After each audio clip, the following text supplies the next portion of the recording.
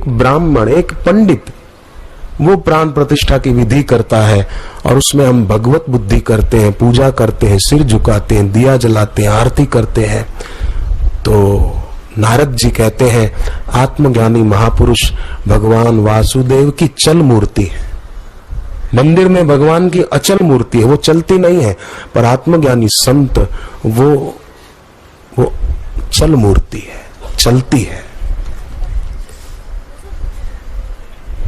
तो ऐसी भगवान वासुदेव की चल मूर्ति वो मिले, उनके दर्शन मिले, उनका सानिध्य मिले, तो फिर उनमें ऐसा भगवत भाव हो दृढ़ बस।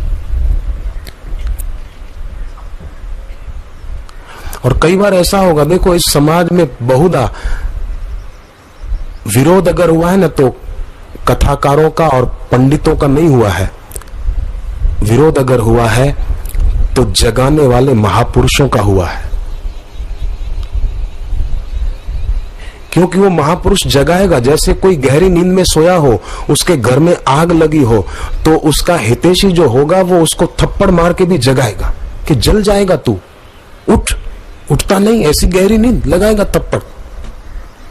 ऐसे ही आत्मज्ञानी महापुरुष कभी कभी हमारे जीवन में जो खोट है उस पर चोट करेगा, और उनकी चोट सोने वाले को अच्छी नहीं लगेगी, और वो फिर विरोध में स्वर देगा, वो विरोध में खड़ा हो जाएगा।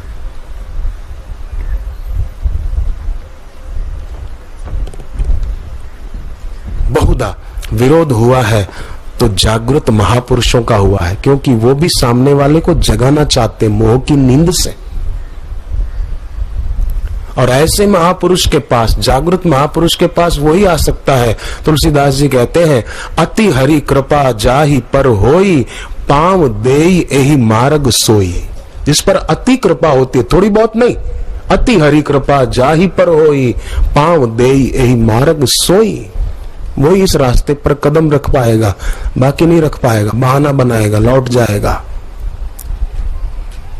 फिर कचरे घर की तरफ मुंह कर लेगा, फूलों की वाड़ी को पीठ दे देगा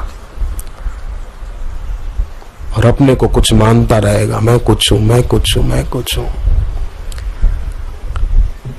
और मैं करते हुए ही उसका जीवन नष्ट हो जाएगा।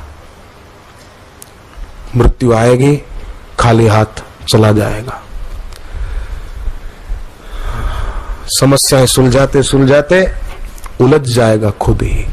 संसार विशाल और समस्याएं विशाल किसको लगती है? जिसको अपनी विराटता का पता नहीं, उसी को। और अपनी विराटता का अनुभव उसी को हो पाता है कि जो अनुभूति संपन्न महापुरुष की अनुभूति प्रसूत वाणी सुनता है, और ठीक से सुनता है, निर्णायक होकर नहीं, निष्ठावान होकर सुनता है, तो वो भी जाग पाता है।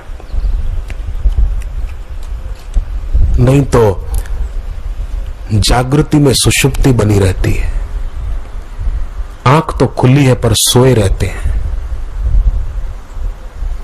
न अपने उद्धार की लगन होती है न और कुछ, बस सोए हैं, सोए हैं।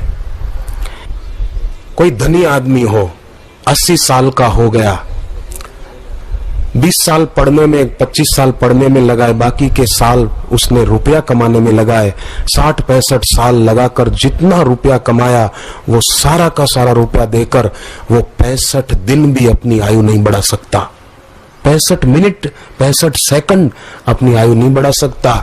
ऐसी कीमती आयु, ऐसा कीमती समय वो मैच देखने में खराब कर देते हैं। बोलो क्या कहा जाए? और प्रार्थना करे, संकल्प करे, माला करे, जीत जाए, जीत जाए।